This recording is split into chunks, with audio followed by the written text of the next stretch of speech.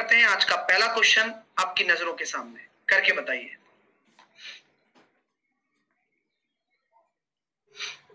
बोला जा रहा है कि यह संख्या 11 से पूरी तरह डिविजिबल होनी चाहिए। कोई संख्या 11 से डिविजिबल होती है तो क्या करते हैं सर? पहले अल्टरनेटिव अंकों का योग करते हैं। 6 और 2 8, 8 और 3 6 और 2 8, 8 और 8 16, 16। ठीक है, 16 आ गया। अब ये क्या आ रहा है सर? 4 और 3 7 और x, तो यहाँ कितना आ रहा है? -7 + x। अब आप लोग मुझे बताइए, या तो ये 0 हो जाए, तो इस 0 होने के लिए x की वैल्यू क्या रखी जाए?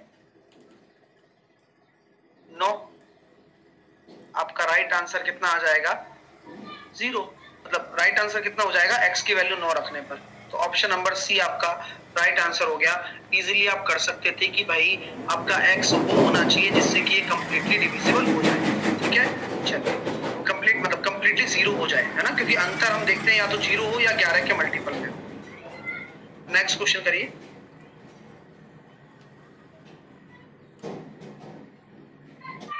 कैसे करेंगे दोस्तों? क्या आंसर आपका आ रहा है? देखिए, आपसे बोला गया है सर कि पहले आप एक ट्राइंगल बनाएंगे। आपको अगर नहीं पता है तो सबसे जरूरी चीज है आप पहले एक ट्राइंगल बनाएं, क्योंकि आपसे बोला गया है कि एक PQR एक ट्राइंगल है। ठीक है सर, तो आपसे बोला जा रहा है कि एक PQR एक ट्राइंगल है, बना दिया। आपसे बोला जा रहा है एंगल P का कोण समद्विभाजक क्या है? PS है। तो एंगल P का कोण समद्विभाजक क्या है भैया? PS है। तो आपने ये PS बना दिया। आपसे बोला जा रहा है कि भाई SQR पर मिलता है, मिल गया। RS बराबर आपको दे दिया 15। और अब यहां जो चीज दे रखी है क्या?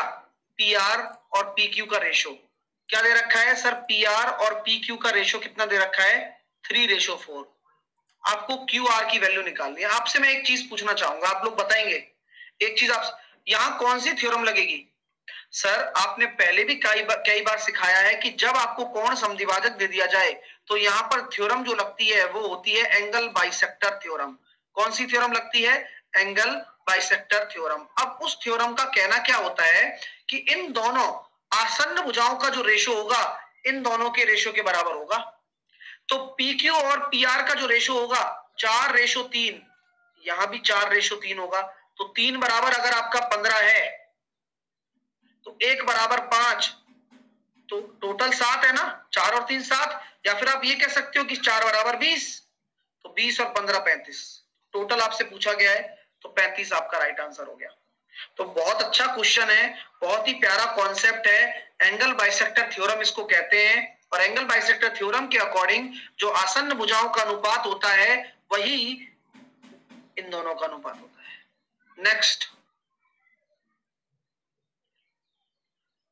शिवानी ने साधारण ब्याज की दर पर समान दर पर 6 साल के लिए 5000, 8 साल के लिए 4500 और 4 साल के लिए 6500 का इन्वेस्टमेंट किया और इतने रुपए साधारण ब्याज के रूप में आए।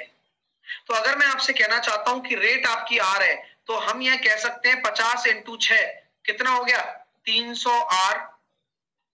45 × 4, या मैं कह सकता हूं 45 × 4 कितना हो जाएगा? 180R।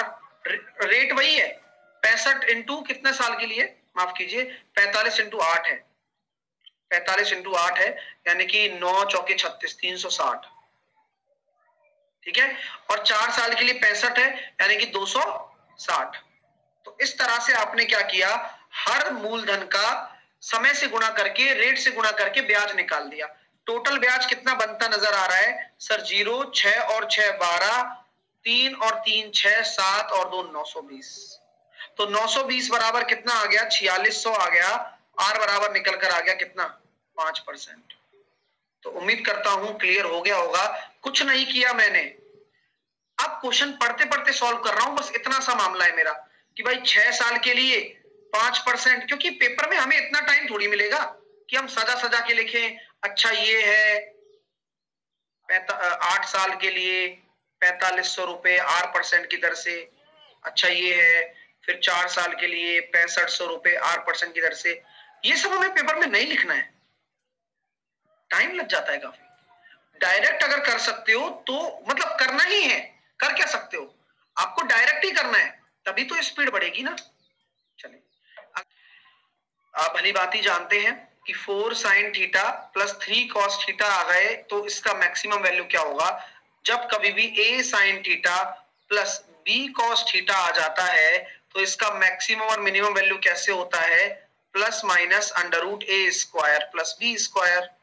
तो अगर मैक्सिमम वैल्यू निकालना है तो क्या हो जाएगा, प्लस 16 प्लस 9 25 का हो गया 5। तो यही आपकी मैक्सिमम वैल्यू है। अगर मान लीजिए प्रश्न इस प्रकार आ जाता है, A sine square theta plus B cos square theta, तो आप मुझे बताइए अगर ए आपका बी से बड़ा है तो मैक्सिमम वैल्यू क्या होगी, ए, और मिनिमम बी। इस तरह से करना है। Next 8a cube 125b cube बराबर 9 है। 4a square plus 10ab plus 25b square बराबर 6 है। तो ये बताइए कितना होगा। तो मेरे प्यारे विद्यार्थियों, कहानी कहां से स्टार्ट करूं सर, कहानी क्यूब की है। तो a cube plus b cube क्या होता है, a cube plus b cube होता है गुरुजी a plus b into A square minus का ab प्लस का b स्क्वायर। इसी प्रकार आप सही कहते हो, a प्लस बी का होल स्क्वायर क्या होता है, वो होता है गुरुजी A square plus B square plus 2ab। क्या ये दो फॉर्मूले से आप ज्ञात है, मतलब आपको ये पता है ये दो फॉर्मूले होते हैं।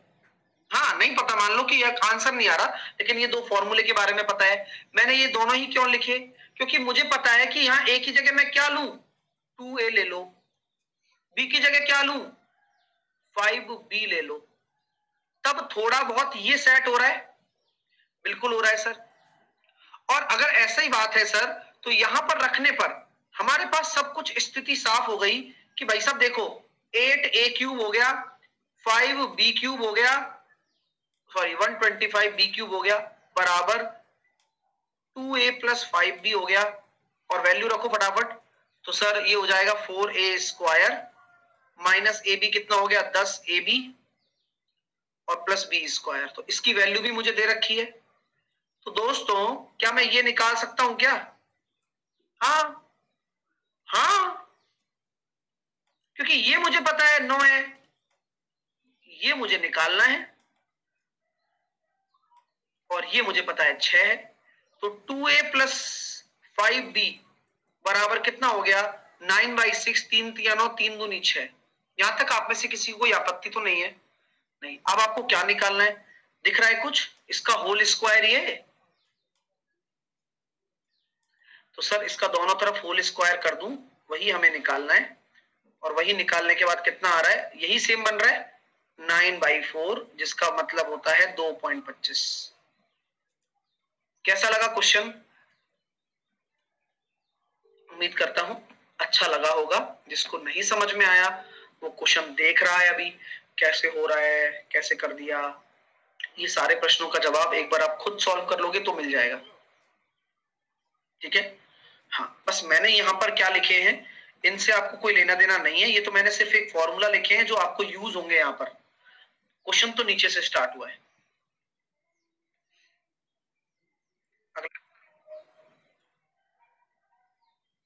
एक दुकानदार 54 रुपए प्रति किलोग्राम के हिसाब से 320 किलोग्राम गेहूं खरीदता है और 64 रुपए प्रति किलोग्राम के हिसाब से 480 किलोग्राम गेहूं मिलाता है। तो दुकानदार को 40% का लाभ प्राप्त करने के लिए कितने पर बेचना होगा। जेएसएम जिंदाबाद। 320 किलोग्राम और 480 किलोग्राम का अनुपात निकालूंगा। 16 दूनी 32 और 16 तिया 48। इसका क्या भाव आ रहा है, 54 रुपए पर केजी और 64 रुपए पर केजी। आपने ये मान लिया 54 रुपए पर केजी का भाव है, मिनिमम भाव मान लिया। यहां से 10 जा रहा आ रहा है, 30 यूनिट केक कटेगी भैया, सब में बटेगी भैया। तो कुल मिलाकर यहाँ आ गया 60। 60 आपका सीपी है, तो 40% का लाभ कमाऊंगा तो 60 का 140/100 कर जाऊंगा और 84 हमारा विक्रय मूल्य होगा पर केजी। तो इसलिए जेएसएम अपने आप में अपने कई बार झंडे लहरा चुका है और इसी का एक नमूना आपके सामने है। अच्छा तरीका है, मतलब बेस्ट मेथड है। कमांड लाइए इस पर, क्योंकि क्या होता है पेपर में तो समय बचाना है। अगर हम अभी से प्रैक्टिस करते चलेंगे तो वहां पर हम आसानी से फोड़ पाएंगे। दोबारा से बता देता हूं कि जो मिनिमम होता है वह चुनते हैं। यहां से तो कोई अंतर आएगा नहीं, 54 और 54 का क्या अंतर, 0, तो खत्म। यहां से 10 अंतर आ रहा है और 3 इकाई में 30 हो गया, केक कटेगी, 3 और 2 5 सब में बटेगी, तो 6 जोड़ दिया, 60 हमारा क्या हो गया, क्रय मूल्य। अब 40% का लाभ होना चाहिए, तो विक्रय मूल्य क्या होगा, 84। नेक्स्ट,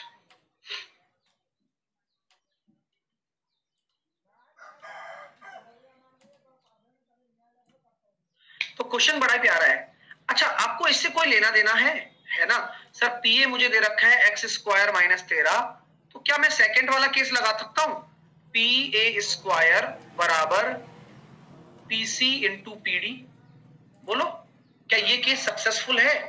हाँ, यही सही लग रहा है सर। तो पी ए स्क्वायर तो पता है, पी बी का है, पी बी दे रखा है, और एक तो पहली चीज तो हम ये कर सकते हैं, पी ए बराबर पी बी,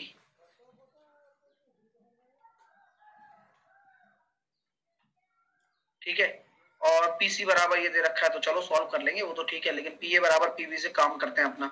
यहां से सॉल्व करते हैं, देखो एक्स स्क्वायर माइनस का एक्स माइनस का 20 बराबर 0। इसके टुकड़े ऐसे करो जिससे कि 1 आ जाए। बोले सर 5 और 4, यहाँ माइनस डोमिनेट कर रहा था, यहाँ प्लस डोमिनेट करेगा, यानी कि प्लस का 5 और माइनस का 4, तो x की वैल्यू प्लस का 5 आ गई। ओहो, x की वैल्यू अगर 5 आ गई है ना, तो यानी कि यहाँ हम कह सकते हैं सर ये कितना हो गया, 25 में से 13 चला गया तो 12 आ गया। और पीसी कितना दे रखा है, पीसी आपका दे रखा है 9, तो अब पीडी निकाल सकते हो, बिल्कुल। तो 12 का स्क्वायर 144, पीसी आपका 9 है, तो पीडी निकल कर आ जाएगा कितना, बोलो पीडी कितना निकल कर आ रहा है, 16। अगर पीडी 16 निकल कर आ गया तो सीडी कितना है, 7। तो रेडियस कितनी है, इसका आधा। क्वेश्चन कैसा लगा? मानव 80 किलोमीटर दूर अपने गंतव्य स्थान तक बस द्वारा 60 किलोमीटर प्रति घंटे की गति से पहुंचता है। 80 किलोमीटर दूर बस द्वारा, वह मोटरसाइकिल से वापस आता है और 20 मिनट कम समय लगते हैं, तो पूरी यात्रा की औसत गति बताइए। ठीक है, तो मैं ये कहना चाहता हूं डियर, 80 किलोमीटर दूर जा रहे हो तो टाइम कितना लग रहा है, 60 की रफ्तार से अगर हम जा रहे हैं तो हमारा टाइम कितना लग रहा है गुरुजी? टाइम हमारे पास आ रहा है 8/6, और इसको अगर हम घंटे में निकाल रहे हैं तो 2 से काटा 4 बार, 4/3 आवर, ठीक है ना, ये आवर आ रहा है। इसको मिनट में बदलना जरा,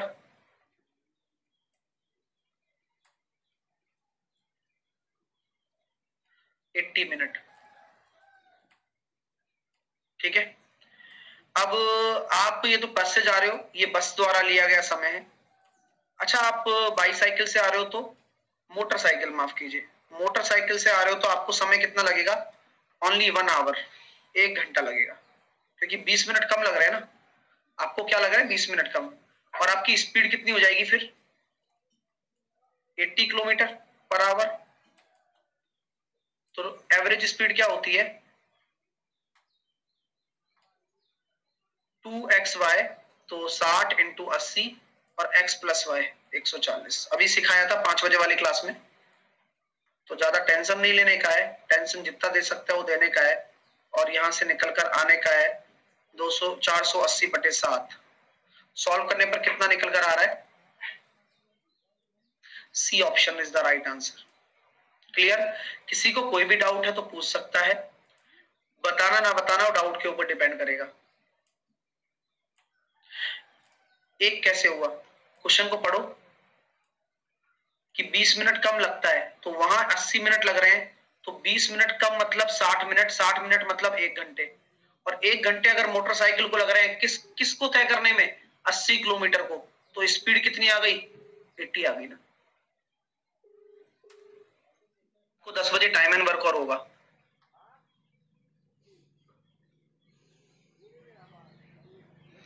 तीन सेंटीमीटर मोटे 18 3 3 सेंटीमीटर मोटे 18 centimetre bye 15 centimetre bye 12 centimetre के आयाम वाले एक बड़े खोखले घनाभ को पिघलाने के बाद पी छोटे घनाभ बनते हैं। यदि छोटे घनाभ की प्रत्येक भुजा 1.5 है तो पी का मान बताइए।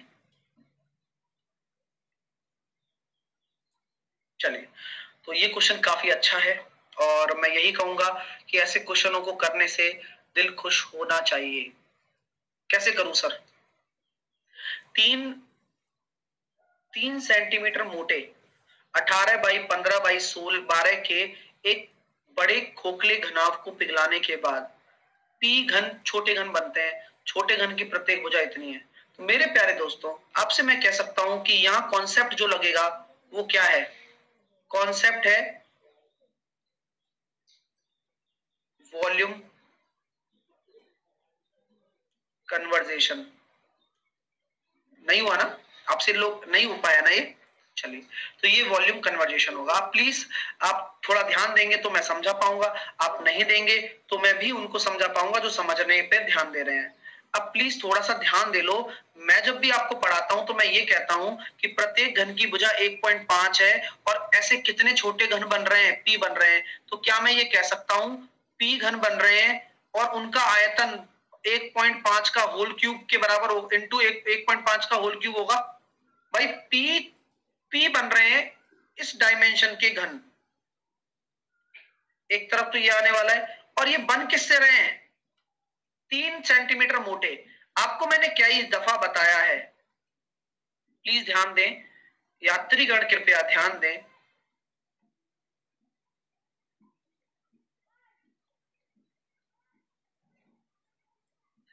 इस तरह का अगर एक बक्सा है, वो भी खोखला, और उसकी जो मोटाई है ना, उस पे सारा खेल रुका हुआ है।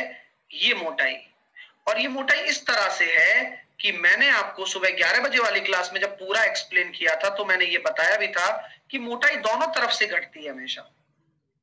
जिसको नहीं पता है कोई बात नहीं, अब सीख जाएगा वो आराम से। अब जब मर्जी हो तब पढ़ लिया करो। Sahil sir is always available for you.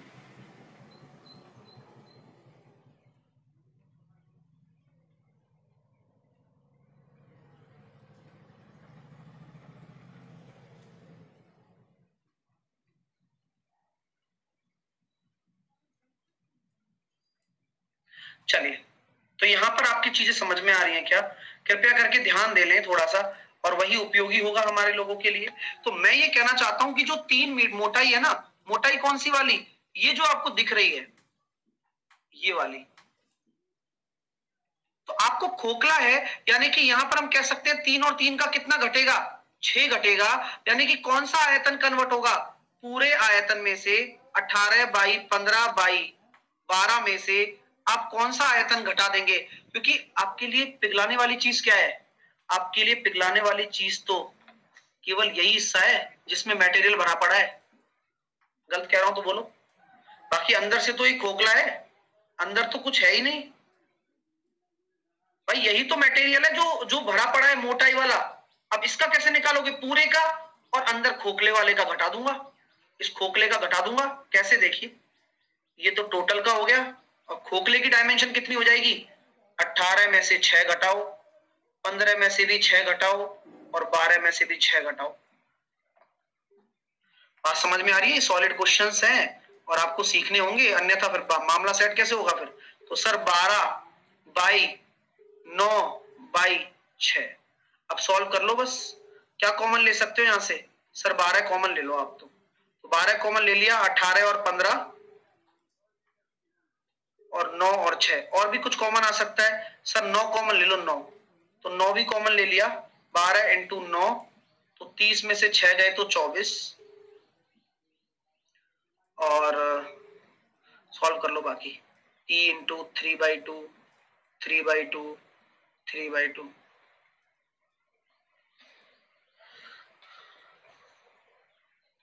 छह कैसे? 6 कहां से आया? अरे जब तुम चले गए थे तब आ गया था 6।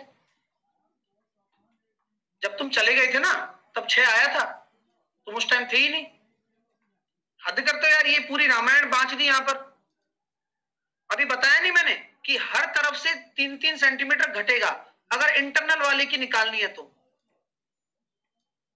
दोनों तरफ से घटेगा ना भाई, देखो ना, यहां से 3 मीटर मोटा है तो यहां से भी तो 3 मीटर मोटा है।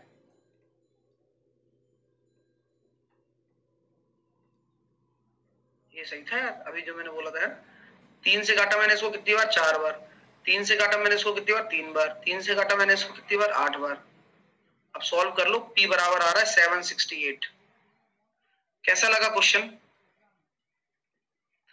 अमेजिंग क्वेश्चन है, बेहतरीन प्रश्न। अब प्लीज सीखने की कोशिश किया करो, है ना। नेक्स्ट, एक दुकानदार क्या करता है, अपने वस्तुओं में क्रय मूल्य से 140% अधिक अंकित करता है।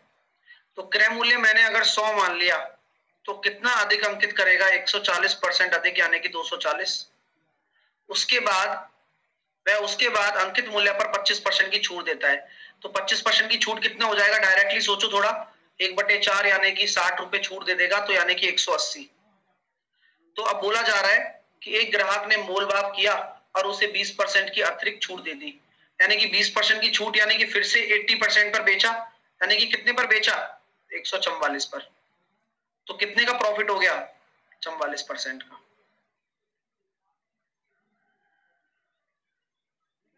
ठीक है,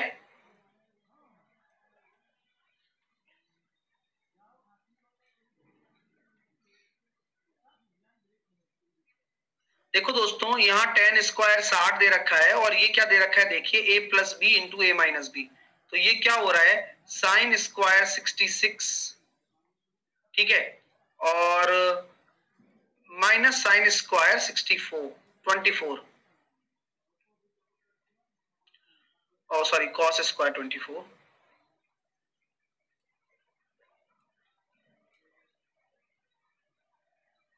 एक चीज मैं आपको बता देना चाहता हूं, क्या साइन 66 बराबर होंगे कॉस 24 के? हाँ या ना बोलो। ऑब्वियसली यस, होंगे ना। तो ये शून्य हो गया, तो ये गुणा में है तो ये पूरा शून्य हो गया।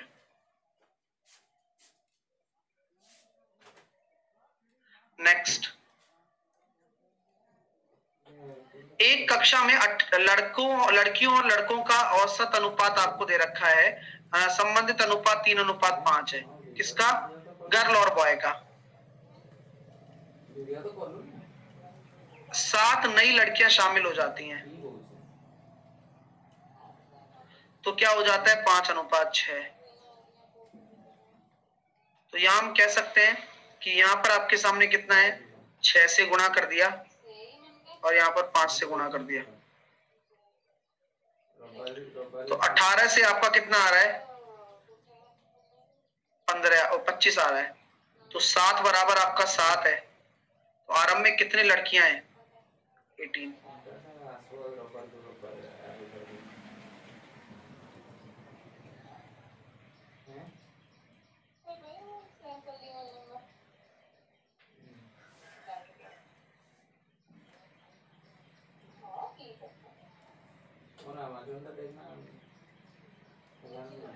इस तरह का कोई भी क्वेश्चन आपके सामने आ जाता है तो आपको ये पता है कि ये a क्यूब है, ये भी b क्यूब है, ये c क्यूब है, इसका मान आपको पता लगाना है। अब जब a cube plus b cube plus c cube आपको निकालना है तो ये किसके बराबर होता है? 3abc के बराबर होता है, यदि a plus b plus c 0 के बराबर हो। तो क्या a plus b plus c 0 के बराबर है? यस। तो ये किसके बराबर होगा? 3abc के। तो 3 इंटू -2 करूंगा जो कि -3abc के बराबर होता है, तो 3abc, तो abc की वैल्यू पता है, तो -6 आपका राइट आंसर हो जाएगा। क्लियर है? तो यही सबसे अच्छी बात है।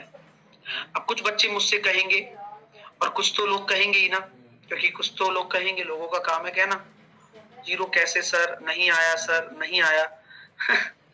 पता है, अब हमारे सामने सब कुछ होता है लेकिन फिर भी हम देख नहीं पाते। इसको कहते हैं आंख के अंधे हैं लेकिन नाम नैन सुख रख रखा है। आइए देखते हैं, चलो दोबारा से दिखाता हूँ कुछ चीजें जो आपके सामने हैं लेकिन आपको दिखेंगी नहीं जब तक ना दिखाई जाए। आपके लिए ए क्या है? यहाँ पर आपके लिए ए ये है, जो कि x माइनस 4 है। आपके लिए b क्या है यहां पर, y माइनस 1 है। आपके लिए c क्या है, z माइनस 5 है। Right right. तो मेरे दोस्तों मैं अगर इस टर्म को लेता हूं कि a cube plus B cube plus C cube ये निकालना है, और यहां पर मेरे को क्या दे रखा है, a b c की वैल्यू -2 दे रखी है।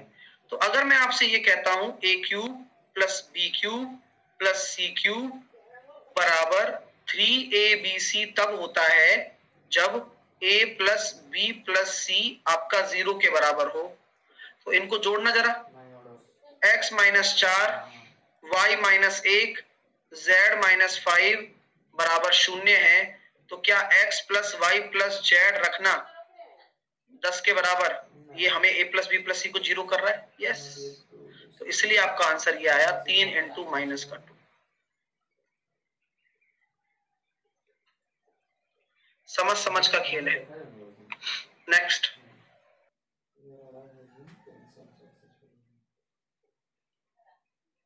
चलिए कैसे करेंगे देखिएगा।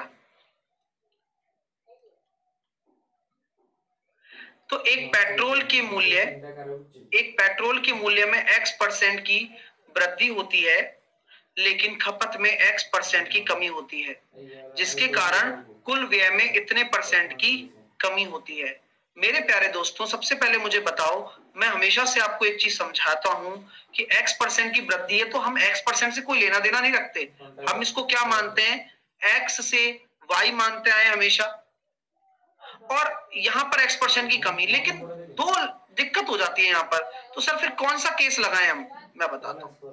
तो मेरे दोस्तों आप ऐसा करिए, आप मान लीजिए कि आपका 100 था और मूल्य बढ़कर कितना हो गया, 100 प्लस x, और आपका खपत भी 100 था और अब कितना हो गया, 100 माइनस x।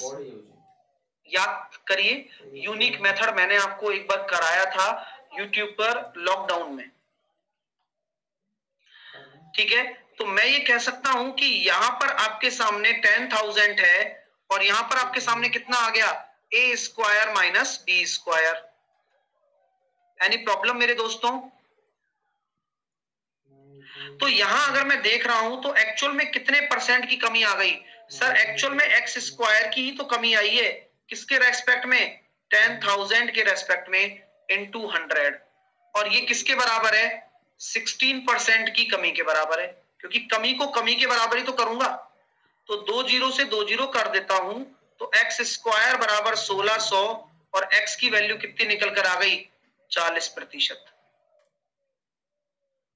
तो आपसे क्या बोला जा रहा है कि x की वैल्यू अगर निकल कर आ गई तो ये बोला जा रहा है कि मूल्य और खपत दोनों को x/4 की वृद्धि होगी, तो व्यय में प्रतिशत परिवर्तन। तो x/4 यानी कि दोनों में 10 से 11 और 10 से 11 हो जाएगा, तो एक्सपेंडिचर कितना होगा, 100 से 121, तो 21% की वृद्धि होगी। कैसा लगा? औसम है गुरुजी।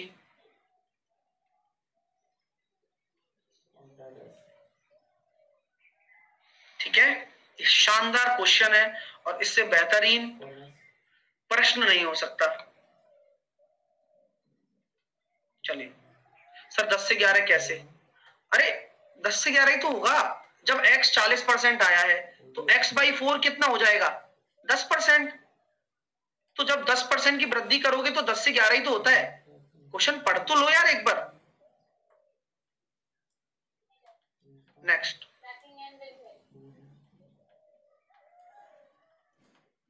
बोला जा रहा है सर कि a square -5a plus you बराबर 10 के मूलों का गुणनफल -8 है, तो u का मान।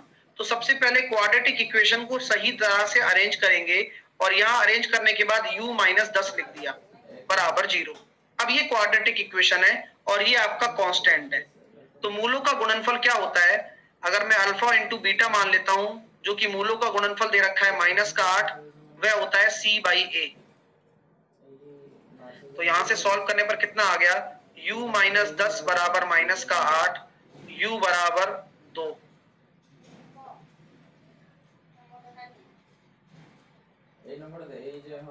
नेक्स्ट क्या बोला जा रहा है कि यहाँ पर आपका 12, 15 और 20 है, तो आप सबसे पहले सर 12, 15 और 20 का एलसीएम लेंगे तो कितना निकल कर आ गया, 60 निकल कर आ गया।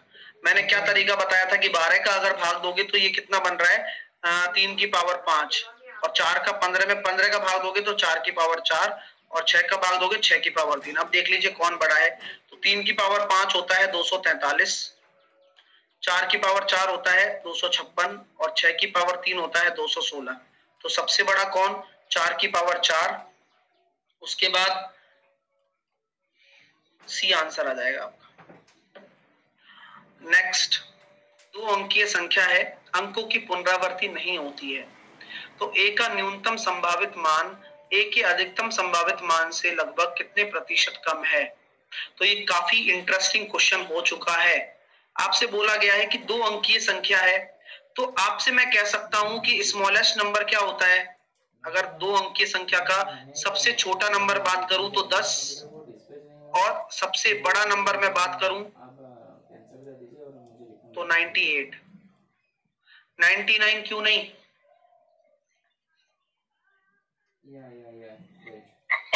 सॉरी, अंकों की पुनरावृत्ति नहीं है, बस हो गया। तो कितना प्रतिशत कम है, बोले सर 88 कम है 98 के रेस्पेक्ट में इनटू 100, तो आंसर कितना आ गया 89.8। कैसा लगा क्वेश्चन डियर, मजा आ रहा है, इसलिए हमने 10 ले लिया यहाँ पर और वहां 98 ले लिया। नेक्स्ट, 2940 में गुणा करके सबसे न्यूनतम पूर्णांक को जो पूर्ण वर्ग बनाया जा सके, 2940, यहाँ पर हमने अगर 9 और 2 11 और 3 का भी भाग दे सकते हैं, तो 3 नाम 27 बचे 2, 3 अट्ठे 24।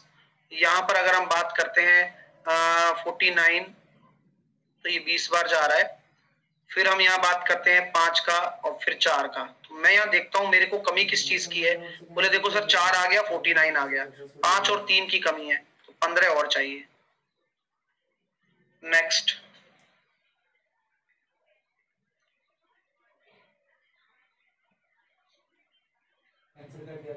एसबीआई बैंक ने टाटा समूह को चक्रवर्ती ब्याज पर 33.3375 लाख रुपए दिए, 3 साल के बाद इतने रुपए हो गए, तो चक्रवर्ती रेट बताइए। तो आपको पता है ना 3375 3 साल के बाद 4096 हो गया, लाख भाग का क्या लेना देना। आपको तो रूट क्यूब निकालना सिखाया था अभी मैंने 3 बजे वाली क्लास में, क्यों, क्योंकि 3 साल की बात है, तो रेट ऑफ इंटरेस्ट ये 15 का क्यूब होता है, तो 15 ये 16, तो आंसर आ गया 1/15 इंटू 100, तो 6.66 आपका राइट आंसर होगा।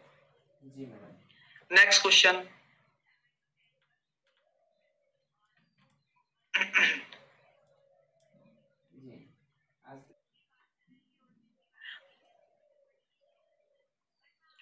दो ट्रेनें समान दिशाओं में 25 किलोमीटर और 30 किलोमीटर प्रति घंटा की गति से रफ्तार से चल रही हैं। यदि पहली ट्रेन दूसरी ट्रेन से 1 घंटे पहले पहुंच जाती है, तो धीमी गति वाली ट्रेन तथा तेज गति वाली ट्रेन को पकड़ने में कितना समय लगेगा। तो सर हम ये कह सकते हैं ना कि 1 घंटे पहले पहुंच रही है और वो 30 की रफ्तार है और वो 25 की रफ्तार है। तो सबसे बड़ी बात यह है कि एक पहली ट्रेन दूसरी ट्रेन से 1 घंटे पहले पहुंचती है, समान दिशाओं में चल रही है, तो 1 घंटे पहले पहुंचने का मतलब क्या है, अंतर भी तो 5 का ही है, तो 5 किलोमीटर का फर्क हो जाएगा, है ना। तो धीमी गति से चलने वाली ट्रेन तेज गति से चलने वाली ट्रेन को पकड़ने में कितना समय लेगी, 25/5। समझ में आ रही है बात या नहीं आ रही है। देखो, 2 ट्रेनें समान दिशा में चल रही हैं, 25 किलोमीटर प्रति घंटा और 30 किलोमीटर प्रति घंटा की रफ्तार से। पहली ट्रेन दूसरी से 1 घंटे पहले पहुंच जाती है, पहली ट्रेन दूसरी से 1 घंटे पहले पहुंचती है, सॉरी 1 घंटे पहले छूटती है, माफ कीजिए, 1 घंटे पहले छूटती है। तो आप मुझे बताइए वह 1 घंटे में कितना एक्स्ट्रा चल देंगे। अगर समान दिशाओं की बात की जा रही है तो 1 घंटे में 5 किलोमीटर ही तो एक्स्ट्रा चलेगा, क्योंकि रिलेटिव स्पीड यही आ रही है। इनकी रिलेटिव स्पीड कितनी आ रही है? स्पीड ऑफ रिलेटिविटी कितनी आ रही है? 5 ही तो आ रही है। और उनके बीच की दूरी कितनी हो जाएगी? 25, क्योंकि वो तो 1 घंटा पहले चल चुका है, तो 5 घंटे लगेंगे। बस यही आपका राइट आंसर। 8-8:30 बजे कर दीजिए मॉर्निंग में। नेक्स्ट,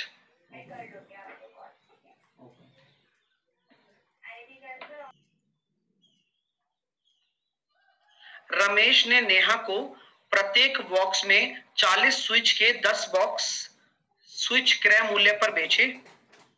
40 स्विच के 10 बॉक्स स्विच क्रय मूल्य पर बेचे, लेकिन रमेश ने जानबूझकर आधे बॉक्स में 40% क्षतिग्रस्त स्विच रख दिए थे। इस सौदे पर रमेश को कितना लाभ होगा? ये बहुत प्यारा प्रश्न है। यानी कि प्रत्येक बॉक्स में 40 स्विच है, अब उसने 10 बॉक्स बेचे, हमें उससे क्या? अगर मैं देख भी लूं तो 40 स्विच के 10 बॉक्स कितने स्विच हो गए? टोटल 400 स्विच हो गए, है ना? 400 स्विच मान लो किसी मैंने दाम पर बेचे भी होंगे, तो मान लिया मैंने 400x पर बेच दिए, ये मेरा सेलिंग प्राइस हो गया। कोई दिक्कत है क्या? यहां तक ये बता दो पहले तो, क्योंकि दिक्कत होगी तो फिर संभालेगा भी तो मैं ही ना आपको। तो मैं ये कहना चाह रहा हूं सर, अब कितने स्विच डैमेज हो गए आपके?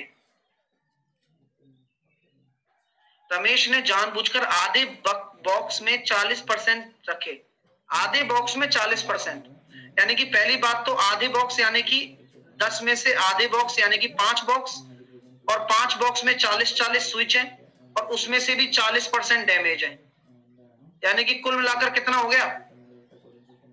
80 स्विच डैमेज है। तो बेचने वाले कितने मिलेंगे? मतलब आपने एक्चुअल में किन का सीपी लगा? आपका सीपी कितने स्विच का लगा? 320 का, और बेचा कितना में? 400 में। कितने का प्रॉफिट है? 80 का, 320 के रेस्पेक्ट में इनटू 100, तो आंसर आएगा 25%। जिनका 40 आ रहा था, खत्म, फिनिश, टाटा। खराब डाल दिए स्विच। नेक्स्ट,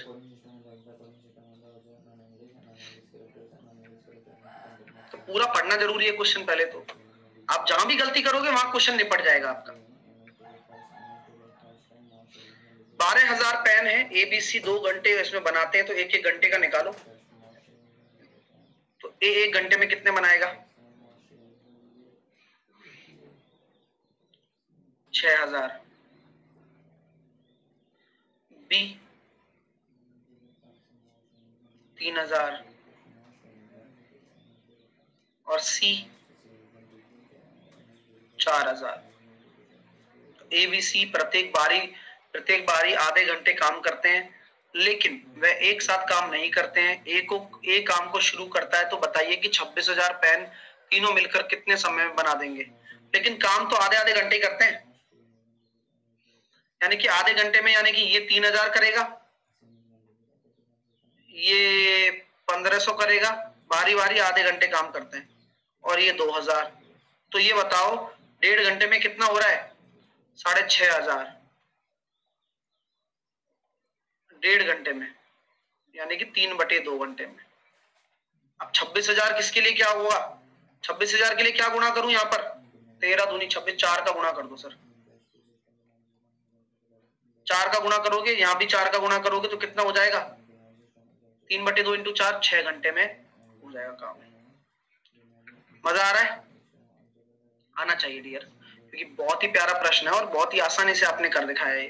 तो आपका जो राइट आंसर है वो 6 घंटे आ जाएगा। ये लो, तरीके से करना है। टाइम एंड वर्क मैं 10 बजे पढ़ाऊंगा अभी वैसे, है ना। प्यारी सी DI आपके सामने है, मार्क्स दे रखे हैं 150 से 200 के बीच में, और नंबर ऑफ स्टूडेंट, ये 150 से 200 के बीच में जिनके मार्क्स आए हैं वो 30 स्टूडेंट हैं, 200 से 250 के बीच में 45, 250 से 300 के बीच में 60, और 300 से 350 के बीच में 35, इस तरह से। नेक्स्ट,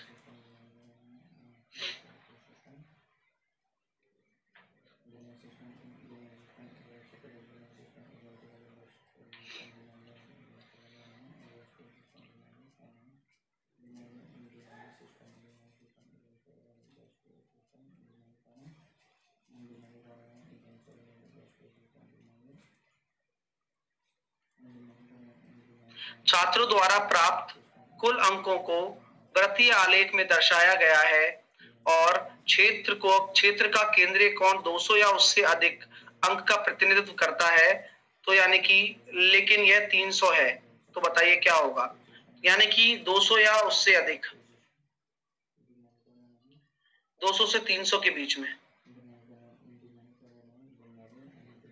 तो 200 से 300 के बीच में हम करेंगे 45 और 60, ओनली 105। ठीक है, 105। और आपसे बोला गया है टोटल स्टूडेंट कितने हो गए। टोटल स्टूडेंट कितने हो गए डियर, 75 और 60, 135, 135 और 40, 175, 175 और 5, 180 और 100, 210, 245। 245 आपका टोटल हो गया। कितना केंद्रीय कोण बनेगा, 360 डिग्री से गुणा कर दो। सॉल्व करने पर कितना आ रहा है,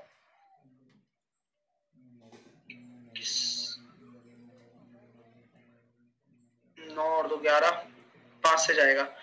मैंने काटा इसको 5 से, 5 चौके 20, 5 45, 21 पंजे 105, 7 7 49, 7 या 21।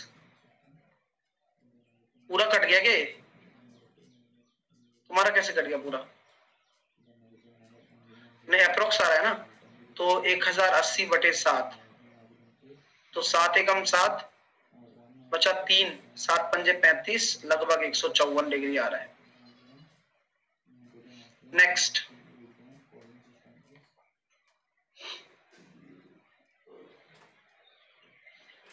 नीचे दिए गए आयत चित्र में अध्ययन कीजिए जो एक परीक्षा में छात्रों द्वारा प्राप्त अंकों को दर्शाता है।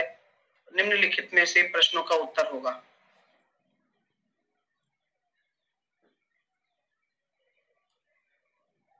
गड़बड़ है, the number of obtain less than, गड़बड़ लग रही है हिंदी इंग्लिश में, है ना। हमें तो क्वेश्चन ही नहीं दिख रहा है, समझ में नहीं आ रहा है क्या लिखा है।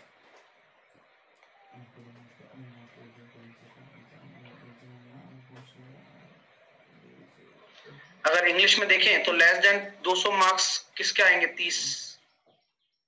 हिंदी गलत है इसकी, हिंदी गलत है, इंग्लिश राइट है। ठीक है, नेक्स्ट,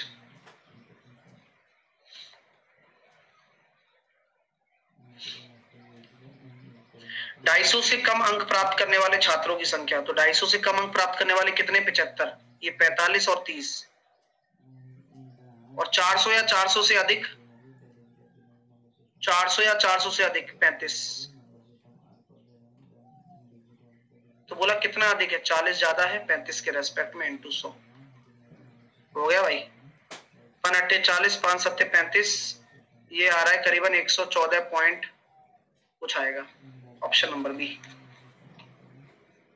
तो ये था आज का आपका सेट।